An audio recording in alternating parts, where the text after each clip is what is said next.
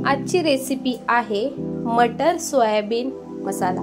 तर आगळी वेगळी आणि असं झणझणीत तुम्ही भाजी ही मुलांना बनवून द्या। मस्त चविष्ट अशी भाजी लागते।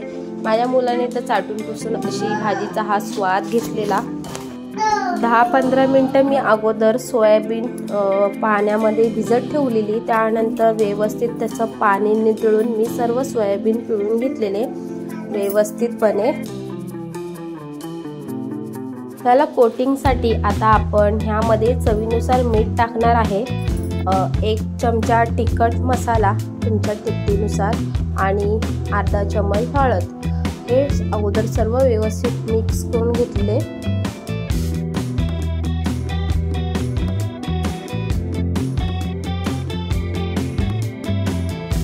ह्यानंतर ह्यामध्ये तुम्ही कॉर्नफ्लॉवर किंवा तांदळाचं पीठ दोघांपैकी कोणतेही ॲड करून घ्या। मी तांदळाचं पीठ होतं म्हणून तांदळाचं पीठ मी ह्यामध्ये टाकून येऊन याला मिक्स करून घेतलेलं व्यवस्थित।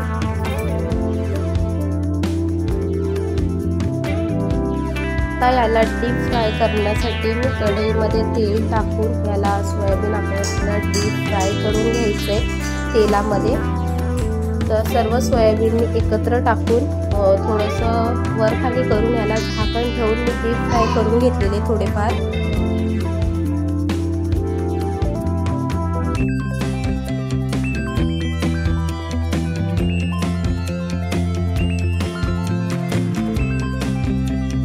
तर व्यवस्थित सोयाबीन आपले डीप फ्राय झालेले आहेत। आता त्याच कढईमध्ये थोडीशी धुवून मी त्यातच तेल टाकून गरम झाल्याच्या नंतर जिरे आणि राई तडतडून घेतलेले। त्यानंतर त्यामध्ये कढीपत्त्याची 5 ते 6 पाने तडतडून घेतली।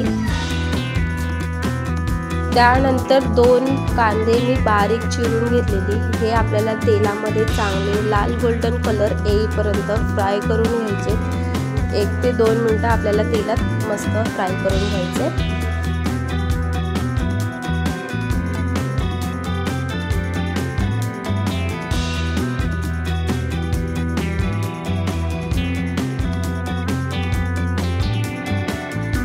कांद्याला लाल गोल्डन कलर आला आहे। त्यानंतर मी 2 टोमॅटो मोठी टोमॅटो बारीक चिरून घेतलेली, ती देखील आपल्याला ह्या कांद्यामध्ये तेलामध्ये व्यवस्थित मऊसूत होईपर्यंत फ्राय करायची आहे।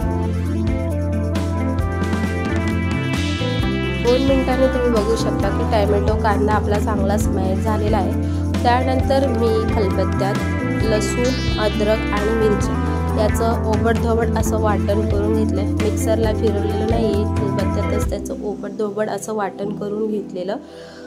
ते आपल्याला ह्या कांद्या टोमॅटोमध्ये टाकून याला मिक्स करून घ्यायचं आहे। सुगंध अफाट येतो। वाटण करताना थोडंसं मिठाचा वापर करावा। तर व्यवस्थित हे आपले मसाले शिजलेले आहेत, कांदा टोमॅटो आणि लसूण अद्रकचा पेस्ट।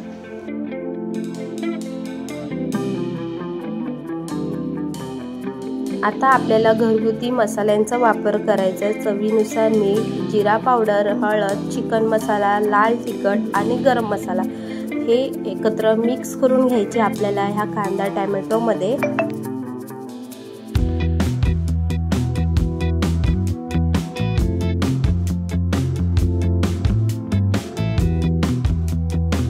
तर तुम्ही बघू शकता की आपल्या मसाल्यांना चांगली अशी तरी आलेली आहे। तेलाची सर्व मसाल्यांना तेल सुटलेलं आहे। त्यानंतर 1 वाटीमध्ये मी दही फेटून घेतलेली, ती दही यामध्ये ॲड करून घ्यायची आहे।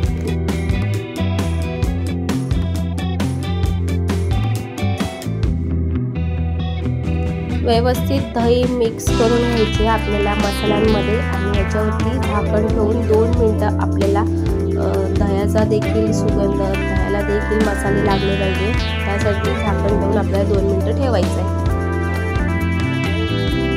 ते 3 मिनिटांनी तुम्ही बघू शकता की आपल्या सर्व मसाल्यांना मस्त असं तेलाची तरी, तेल सुटलेलं आहे। सर्व मसाल्यांना दही देखील चांगलं आटलेले आहे, त्यामध्ये सुगंध तर भन्नाट येत होता।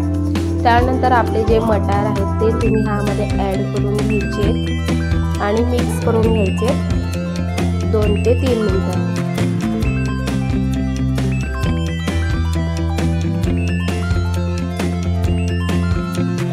यावर 2-3 मिनिटं झाकण ठेवून आपल्याला शिजवून घ्यायचे आहे।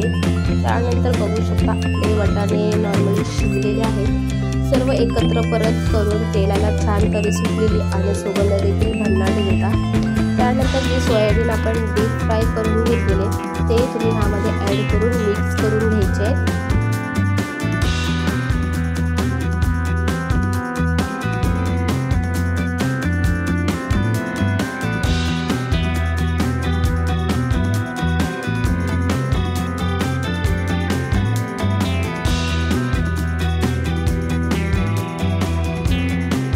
आता याला पण व्यवस्थित मिक्स करून आपल्याला 2-4 मिनिटं शिजण्यासाठी ठेवायचे आहे आणि आपली अशी ही भन्नाट रेसिपी मटर सोयाबीन मसाल्याची रेसिपी रेडी झालेली आहे। बनवा, अगदी मस्त लागते, छान अशी तिखट वगैरे झणझणीत रेसिपी आहे। तुम्ही नक्की ट्राय करा आणि कमेंट्समध्ये कळवा मला कशी झाली। वरून थोडीशी कोथिंबीर ॲड करून घेतलेली।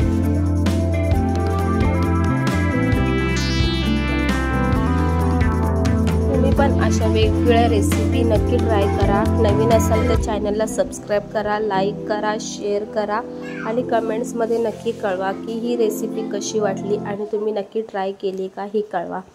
तर चला भेटूया आपण पुढच्या रेसिपीमध्ये। पुढची रेसिपी कोणती पाहिजे हे नक्की कळवा, त्यानुसार मी तुम्हाला नवीन रेसिपी घेऊन येईल।